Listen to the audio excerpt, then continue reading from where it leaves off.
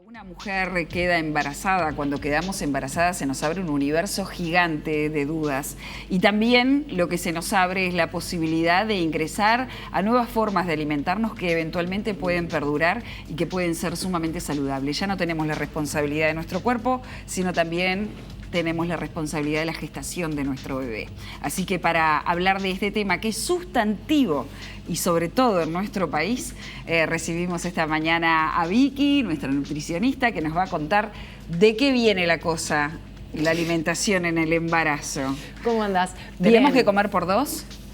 Perfecto, perfecto la pregunta. No, ni por dos ni por tres cuando fue mi caso. Claro. No, esa es una de las cosas que más se escucha y que es como un saber popular aprovechar porque en el embarazo podés comer por dos. Claro. No, no podés comer por dos. ¿Tá?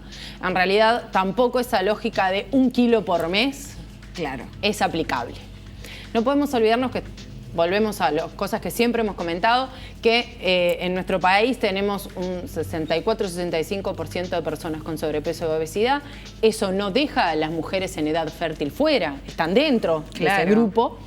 Y eso lo que implica es que muchas mujeres empiezan su embarazo con un peso excesivo, ¿sí? Con más peso del que deberían tener, con sobrepeso o con obesidad. Eso implica que la cantidad de kilos que deben aumentar durante el embarazo es menor a lo que siempre se conversa. Es decir, tenemos, a ver si me queda claro, mujeres con sobrepeso que no deberían aumentar más de... Depende de la bibliografía, no más de 9 kilos. No más de 9 kilos. No. Mujeres con bajo peso... Es otra cosa totalmente diferente y ahí sí estamos pensando en aumentos de pesos mayores. Cuya franja sería razonable dentro de los... Y mira, ahí ya puede llegar a más de los 11 kilos. Pero a mí personalmente no me gusta mucho, aunque hay tablas. Pero en alguien que está dentro de los parámetros normales de peso y estatura y todo lo demás, lo normal sería...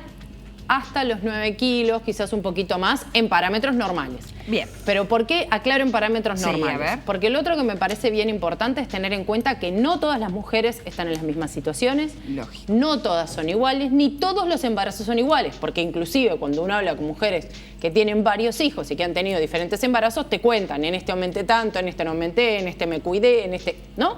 Claro. Porque además las personas cambian en su historia de vida y están en diferentes situaciones mentales, emocionales y sociales en sus diferentes embarazos. Y de desgaste de energía también. Exacto. Por lo tanto, el aumento de peso en el embarazo tiene que ir muy alineado con la etapa y con las otras características que está teniendo ese embarazo. No es lo mismo una mujer que trabaja que una mujer que no trabaja. Una mujer que tiene que hacer quietud, inclusive, también tiene que haber una adecuación de la alimentación para que el aumento de peso no sea excesivo, porque disminuye toda su actividad física. Entonces, los aumentos de peso en el embarazo también son relativos, por decirlo. Pero sí hay un mensaje que a mí me gustaría que quede súper claro, y es para aquellas personas que están pensando en un embarazo o que ya están en un embarazo, que el aumento de peso no puede ser excesivo y debe ser controlado. ¿Sí? Pero que debe haber un aumento de peso. Pero que debe haber un aumento de peso y que el embarazo no es el momento para hacer dieta para bajar de peso. Claro, no es un momento de definición estética. No. Claro. Pero igualmente a veces, ¿qué sucede? En el embarazo estamos como muy motivadas. Estamos atentos a un montón de cosas, hay un montón de cosas que nos interesan. Entonces a veces nos pasa eso también. Pero no es el momento para hacer dieta para bajar de peso, no es el momento para poner a bajar peso. Es el momento para tener un aumento de peso adecuado dependiendo de la situación de cada embarazada. Bien. ¿Cuáles son los nutrientes que no pueden faltar?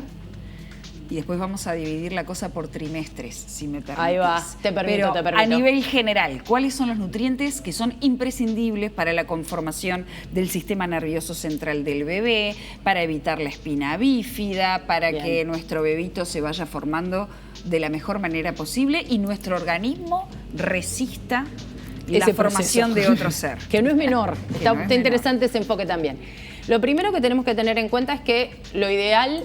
Pero digo lo ideal, que no siempre es lo real, ni lo posible, ni lo que se da, es que el embarazo sea planificado. Bien. ¿Sí? Cuando pensamos que un embarazo sea planificado, normalmente lo que se piensa es aumentar el aporte de ácido fólico. El ácido fólico es importante para evitar estos problemas del tubo neural, más que nada en las primeras etapas de la gestación, cuando a veces ni siquiera nos enteramos. Por eso estamos hablando de embarazos planificados. Porque el sistema nervioso central tiene una formación muy interesante en los primeros días de conformación. Por eso todavía no estamos enterados de que estamos embarazados. Exacto. Por lo tanto, una planificación de embarazo, en caso de que sea posible, implica la toma del ácido fólico. Con ácido fólico. Bien. Normalmente sí. Más allá del suplemento, ¿dónde se puede conseguir el ácido fólico a nivel de las comidas? Es más difícil asegurarse. Normalmente estamos hablando de hojas verdes, de algunos hongos. Ahí es donde podemos conseguir ácido fólico. Igualmente, rescatamos que es importante que en el Uruguay nuestras harinas están suplementadas con ácido fólico, así al igual que con hierro.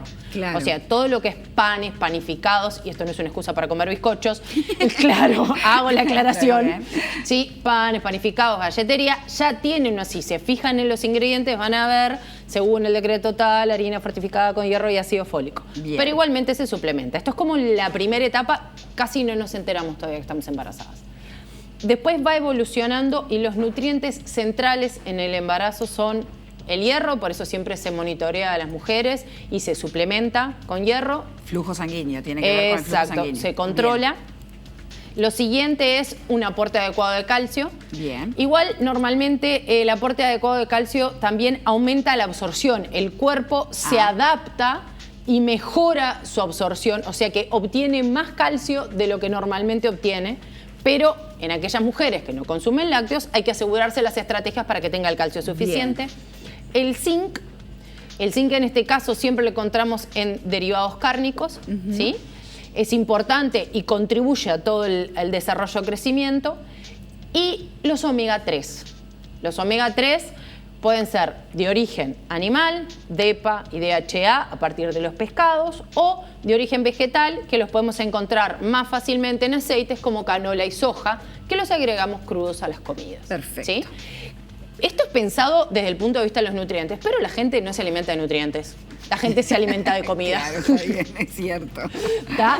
Traducido a comida, esto es incorporar pescado, ¿sí? En la alimentación, incorporar lácteos, ya sea leche, yogur, queso.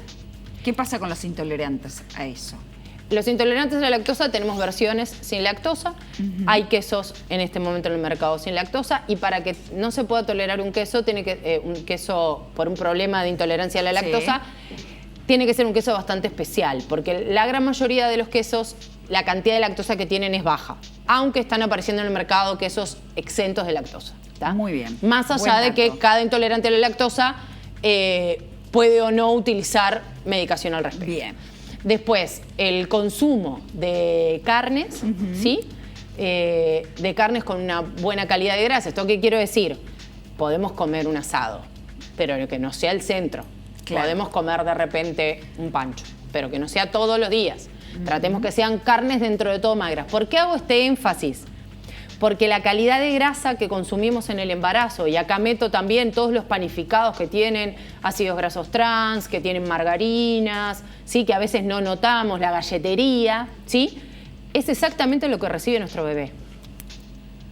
Si la calidad de grasa que nosotros consumimos no es adecuada, la calidad de grasa que nuestro bebé recibe no es adecuada. Pero queda clarísimo lo que estás planteando, de que la grasa no es un demonio a combatir, sino un demonio a incorporar de forma regulada. A combatir no, a controlar. A controlar, claro. O sea, porque aceite fue lo primero que dije. Aceite de soja, aceite de canola, podemos no usar solo esos, aceite de oliva o girasol alto oleico.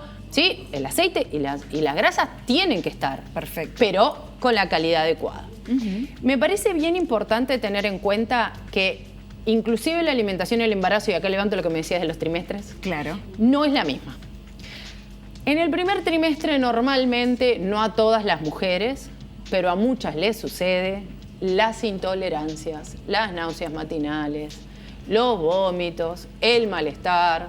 ¿Qué tiene que ver con una cuestión física o psicológica? Física. Hay un tema de niveles de hormonas. Bien. Es como que el cuerpo evita que puedas comer cosas que sean inadecuadas en esa etapa, que es la parte más importante de desarrollo de nuevas estructuras. Bien.